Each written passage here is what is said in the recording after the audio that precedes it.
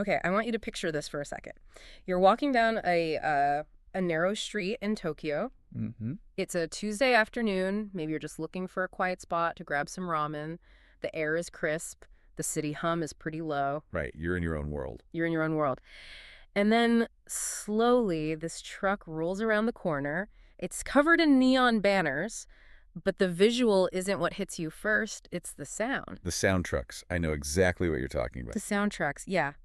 Massive loudspeakers strapped to the roof, and they are just blasting political slogans or some ad jingle at a volume that, I mean, it literally vibrates your ribcage. It's an absolute sensory invasion. There's no escaping it. None. It just fills the entire street. It bounces off the concrete. You cannot ignore it. You can't even hear yourself think. And in that moment, your attention isn't something you're giving. It's being taken. It's being taken. It's aggressive. It's loud. And it is right in your face. And that's a really, a very visceral place to start. Because while most of us, we're probably not dodging sound trucks in Tokyo today, that feeling, that inability to shut out the noise, it's the perfect physical metaphor for what we're digging into. Because that truck isn't just annoying you, it's a thief. Right. And that's the key concept, attention theft. It sounds a little abstract until you realize you're carrying a miniature version of that sound truck in your pocket every single day. Which brings us to the mission for this deep dive. We have a massive stack of sources today. We're talking economic theory, some pretty heavy psychology studies, the history of information management, and even some Wikipedia dives on internet culture. Yeah, it's a big pile. It is. And we are going to unpack the attention economy. It's a term that gets thrown around a lot, at dinner parties or in tech articles. Oh, it's just the attention economy. Right. It's become a bit of a buzzword. It has, but when you actually dig into the source material, you realize it's not just a buzzword. It is a fundamental tectonic shift in how our world assigns value. That's what struck me most going through all of this. We usually think of economies as being about, money or oil or labor, but in this framework, the currency is us. It's our focus, Yeah. our consciousness. Precisely. So if we really want to understand why we feel so overwhelmed all the time, why those free apps are actually costing us a fortune, and how this model is reshaping everything from scientific research to social justice, we have to follow the money. Or in this case... You have to follow the eyes. Okay, let's unpack this. I want to start with the basics because the sources make a really interesting distinction right off the bat about what attention actually is. Because I think I know what it is. It's me looking at something. But the economic definition is, it's a lot more specific. It is. If you look at the work of Matthew Crawford, he frames attention strictly as a resource. And the defining characteristic of any resource is that it's finite. Like oil or gold or time. Exactly. You do not have an infinite supply of focus. Davenport and Beck, who wrote one of the seminal books on this, they define it as focused mental engagement on a particular item of information. Okay, focused mental engagement. But here's the kicker. They argue that attention is the necessary precursor to action. Which makes sense. I can't buy the shoes if I haven't seen the ad for the shoes. I can't vote for the candidate if I've never even heard their speech. Right. So in any marketplace, whoever controls the attention, they ultimately control the action. If you control the precursor, you have an incredible amount of influence over the outcome. But here's where the history just gets wild for me. I honestly assumed this whole attention economy thing was a product of, what, the iPhone era? Yeah, or the dot-com boom at the earliest. Right. But the sources, they took us back to 1971. Herbert A. Simon. 1971. I mean, we are talking about a world of rotary phones and, 3 TV channels. What on earth could he have seen back then that predicts where we are right now? Simon was a Nobel laureate, a psychologist, and an economist. And honestly, reading his work today, it feels like reading a prophecy.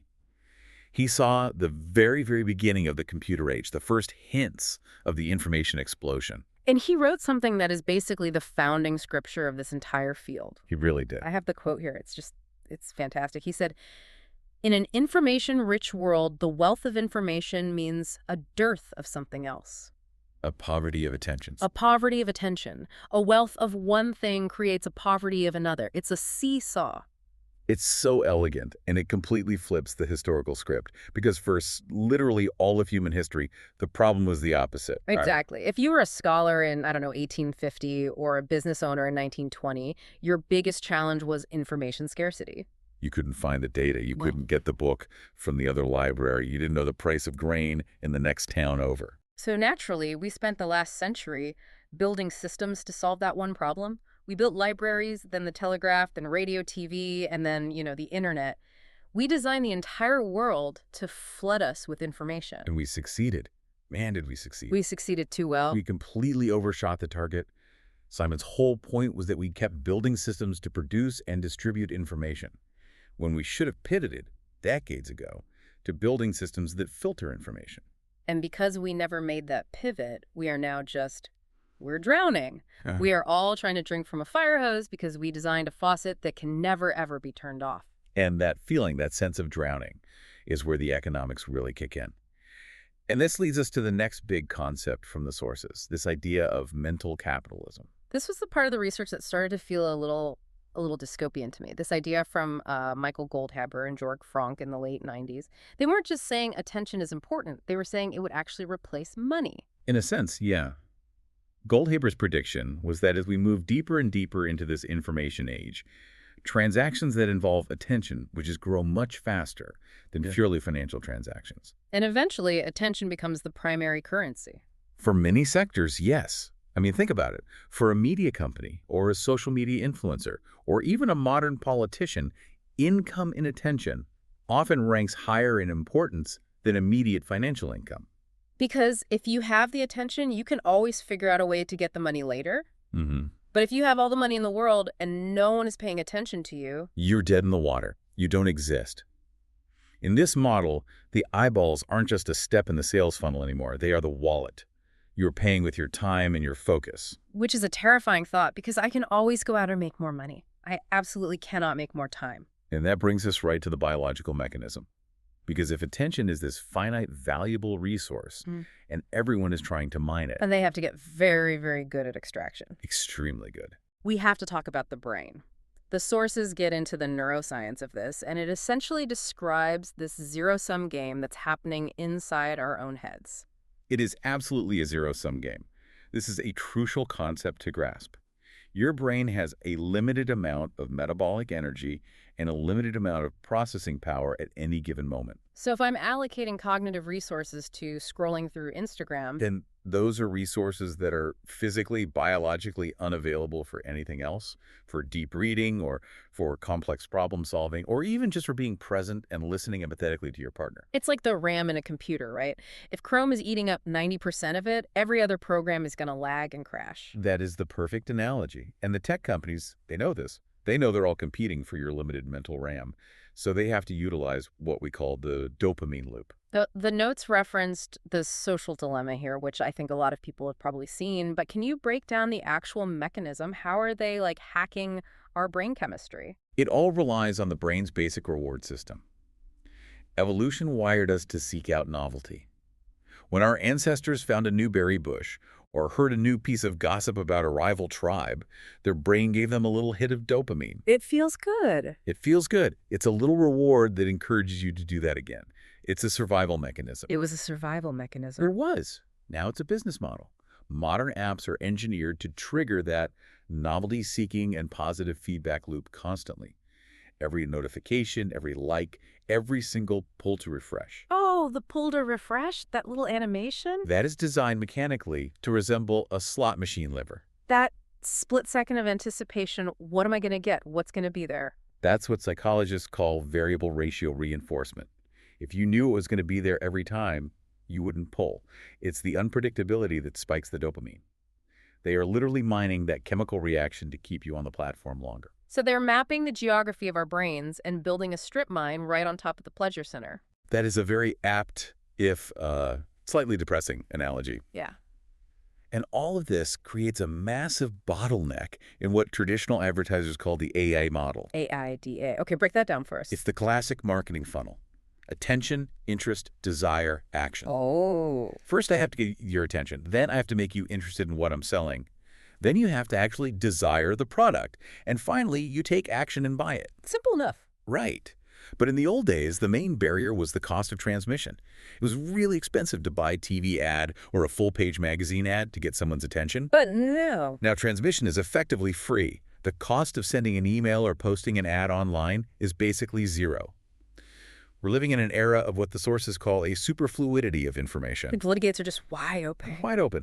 But the human funnel, the A-tie funnel, it hasn't changed. The bottleneck is jammed right at the very top. Attention. We haven't evolved bigger brains or more hours in the day in the last 50 years. Exactly. So the only real limit on the entire global economic system right now is your finite ability to look at things. Which explains why the tactics have to get more and more extreme. It's an arms race. If everyone in the room is screaming, you have to scream louder, or weirder, or more aggressively. And that arms race has casualties. This is where we really need to look at what the sources call the dark side. In economics, the technical term for this is negative externalities. I want to pause on that term, negative externality, because it comes up a few times in the source material. It's basically a side effect of a business that somebody else has to pay for, right? That's a perfect way to put it. The classic example is a factory. A factory produces steel, which is good, but it also produces smoke that pollutes the air and makes the neighbors sick. And the factory owner doesn't pay for the doctor bills. Exactly. The neighbors do. That sickness, that cost that's pushed onto a third party, that is the negative externality. So in the attention economy, the app is the factory. The engagement is the steel. What's the smoke? There are several different kinds of smoke, and they're all pretty toxic. The first and most obvious one is our mental health. We have seen a very clear data-backed link in numerous studies between heavy social media usable social media addiction, really, and soaring rates of depression, anxiety, and low self-esteem, particularly in younger users.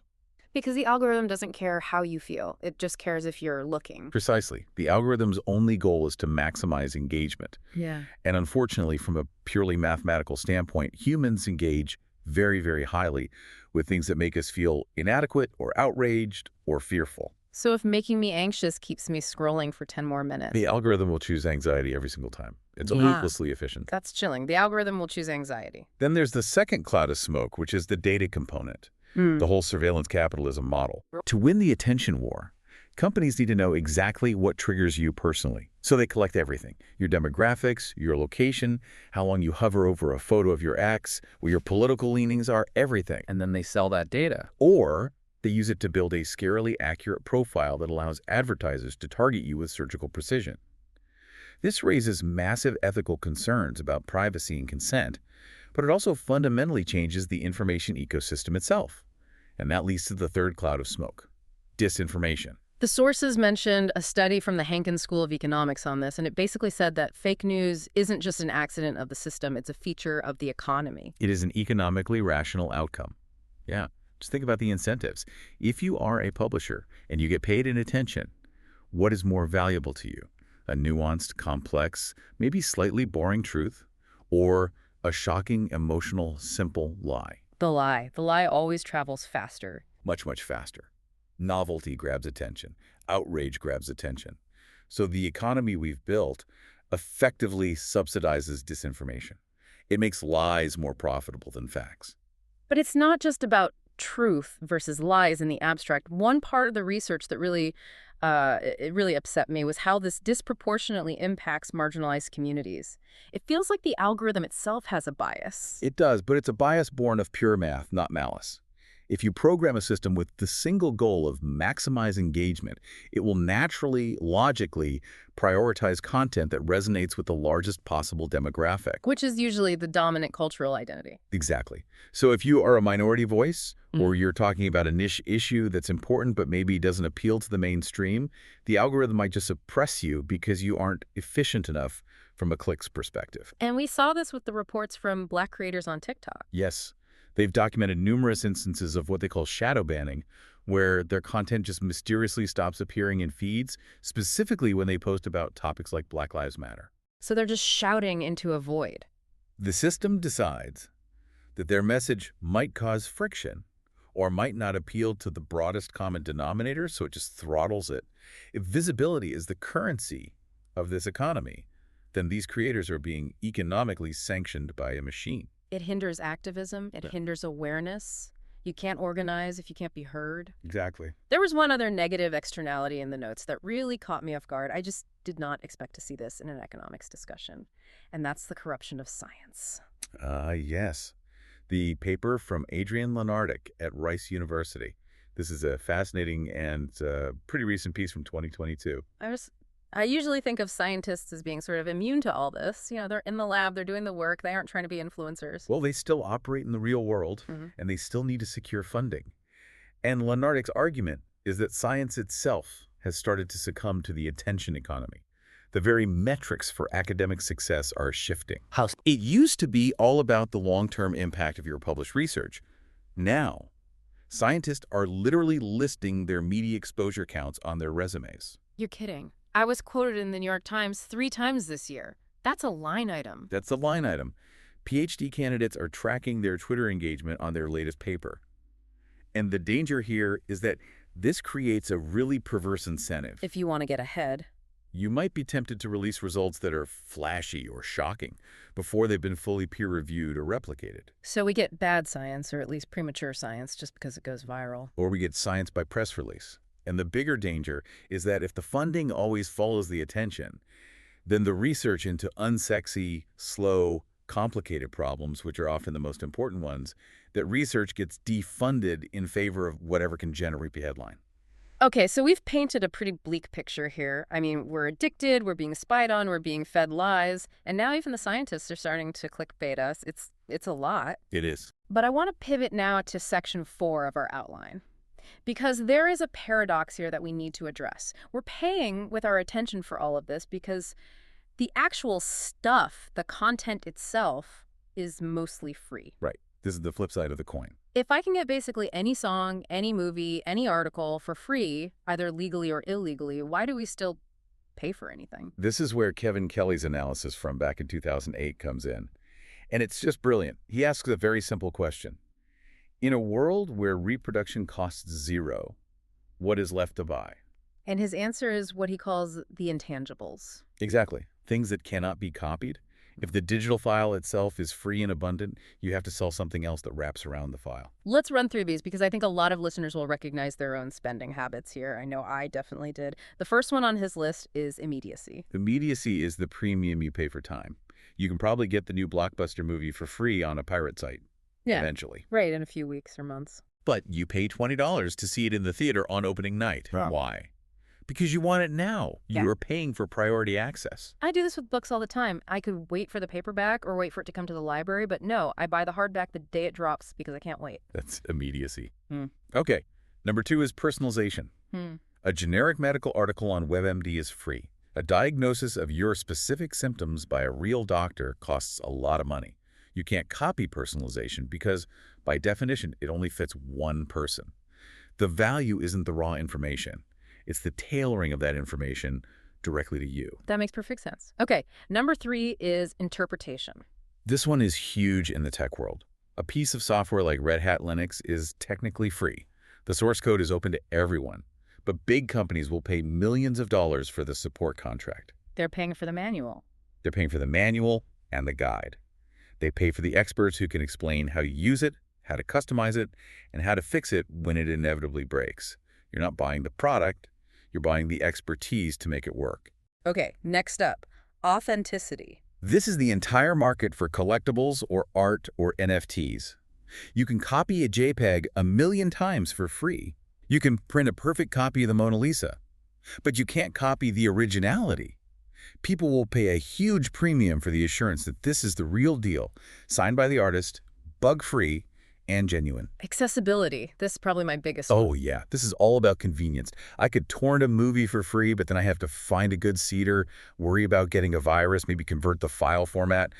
It's a whole process. It's a hassle. It's a huge hassle. Or I can pay Netflix $15 a month and just click one button. I am 100% paying for the button. I am paying to not have to think about it. That's it. You are paying for the absence of friction. Okay, next, embodiment. This is about the physical manifestation of something digital. The MP3 of the song is free, but the concert ticket is $200. The experience of being there? The experience. Or the text of the book is free online, but the leather-bound special edition copy feels good in your hands and looks good on your shelf. We're biological creatures. We still value physical objects and real-world experiences. For sure. All right, what about patronage? This is the whole Patreon model. This is, as Kelly puts it, paying simply because it feels good. I do this. I support a few podcasters and YouTubers. I don't even really use the extra content they offer. I want them to keep existing. I want to support their work. It's a relationship. It's not a transaction for a good. It's a signal of support for the creator. And the last one on the list, findability. And this brings us right back full circle to Herbert Simon. When there are millions of books, millions of songs, millions of movies, the hardest thing isn't making one more, it's finding the good ones. The filter is the valuable thing. The filter is everything. If you are a trusted curator or an aggregator or a critic that helps me filter through all that noise and find the one thing I'll love, I will absolutely pay you for that service. So the value has shifted from the content itself to the context that surrounds it. In an attention economy, context is king. The stuff is cheap. The filter is expensive. But speaking of filters, sometimes the filter gets completely clogged. We need to talk about Section 5 of the outline, information pollution. Because not all information is just content. Some of it is just garbage. Spam. Spam, yeah. The source material uses this analogy of spam as pollution, and I really like it. It completely reframes how you think about the annoyance. It's a very helpful economic framework.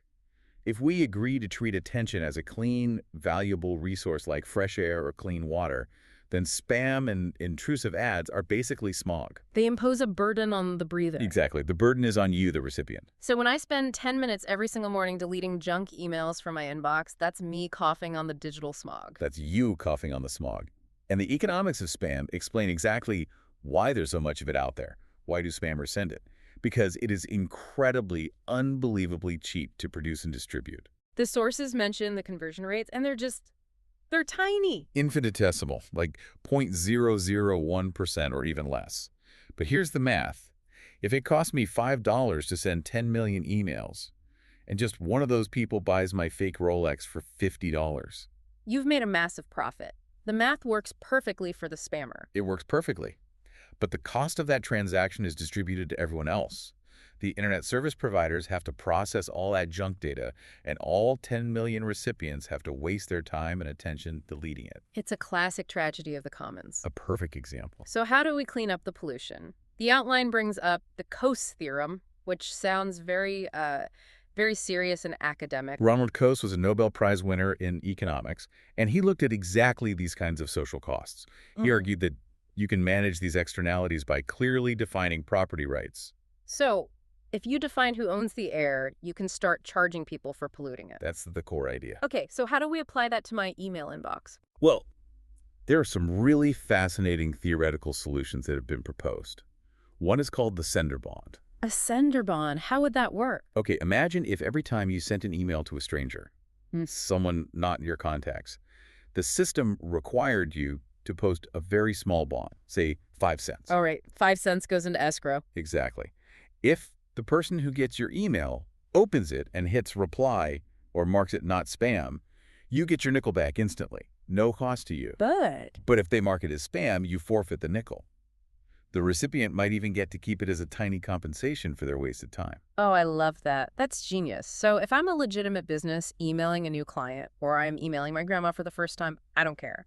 I'm happy to put up the nickel because I know they want to hear from me. I'll get it right back. But if you're a spammer trying to send 10 million unsolicited emails, you would lose $500,000 in 10 seconds. You would go bankrupt immediately. Right.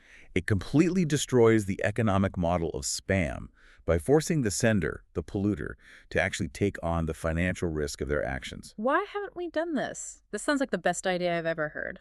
It's technically very difficult to implement across the entire decentralized internet, but the economic logic is absolutely sound.